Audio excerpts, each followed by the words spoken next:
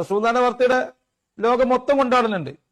ഈസാ നബിന്റെ ബർത്ത്ഡേ അതും ചിലർ കൊണ്ടാടുന്നുണ്ട്. ഈസാ നബി നമ്മളെ നബിയാ. ഈസാ നബി അലൈഹി സ്വലാം നമ്മളെ നബിയാണ്. അപ്പൊ ആ യേശു ഇവിടെ അടുത്ത് വരാനിരിക്കുകയാണ്.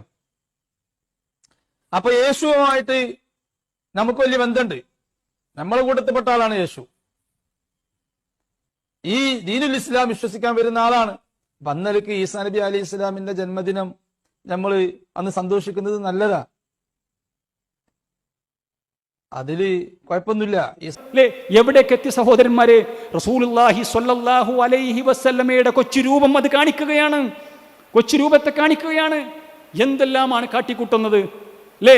ഒട്ടകങ്ങൾ പോകുന്നുണ്ട്, കുതിരകൾ പോകുന്നുണ്ട്, ഇതിൻ്റെയൊക്കെ രൂപമുണ്ടാക്കി വച്ചിരിക്കുകയാണ്. എന്നിട്ട് അവസാനം ഉണ്ണി മുഹമ്മദിനെയും കാണിക്കുന്നു. റസൂലുള്ളാഹി സ്വല്ലല്ലാഹു അലൈഹി വസല്ലമയുടെ ചെറുപ്രായത്തിലുള്ള കുഞ്ഞിനെ ആക്കിക്കൊണ്ട് ഇവിടെ അവതരിപ്പിക്കുകയാണ്. ഉണ്ണി മുഹമ്മദിനും വേണം പുൽക്കൂട്, ഉണ്ണി മുഹമ്മദിനും വേണം പുൽക്കൂട്. റസൂലുള്ളാഹിക്ക് പുൽക്കൂടുണ്ടാക്കുന്നു അല്ലേ?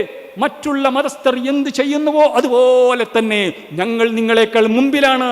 മുത്തനബി പറഞ്ഞത് നിങ്ങൾ അവരെ പിൻപറ്റും, ഇത് അതിനേക്കാൾ മുമ്പിലാണ് സഹോദരന്മാരെ. എല്ലാ നിലക്കും റസൂലുള്ളാഹി സ്വല്ലല്ലാഹു അലൈഹി വസല്ലമ പറഞ്ഞ പോലെ തന്നെ പുലർന്നു സല്ലല്ലാഹു അലൈഹി വസല്ലം. സ്വലാത്തൊക്കെ ചൊല്ലിയിട്ട്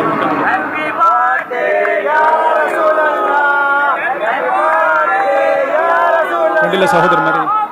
ഹാപ്പി ബർത്ത്ഡേ യാ റസൂലല്ലാഹ്, ഹാപ്പി ബർത്ത്ഡേ യാ റസൂലല്ലാഹ്. ഇത് കേരളത്തിന് പുറത്ത് എവിടെയാണ്? ഇതൊക്കെ ഈ മുജാഹിദ് പ്രസ്ഥാനം, അള്ളാന്റെ തൗഫീഖും അത് കഴിഞ്ഞാൽ ഈ പ്രസ്ഥാനത്തിന്റെ പ്രവർത്തനങ്ങളും ഇല്ലെങ്കിൽ ഇതിനേക്കാൾ അപ്പുറം ഇവിടെ നടമാടുമായിരുന്നു. ഇനി ഇവിടെ എവിടെ നടന്നു നമുക്കറിയില്ല. ഉറപ്പായും അള്ളാഹുവിങ്കൽ മതമെന്നാൽ ഇസ്ലാം തന്നെ. വേദപുസ്തകം ലഭിച്ചവർ ഇതിൽ വ്യത്യസ്താഭിപ്രായക്കാരായി ഭിന്ന വഴികളിലായത് അവർക്ക് അറിവ് വന്നെത്തിയ ശേഷം മാത്രമാണ്. അവർക്കിടയിലെ കിടമത്സരം കാരണമാണത്. ആരെങ്കിലും അള്ളാഹുവിന്റെ തെളിവുകളെ തള്ളിക്കളയുന്നുവെങ്കിൽ അറിയുക, അള്ളാഹു അതിവേഗം വിചാരണ നടത്തുന്നവനാണ്.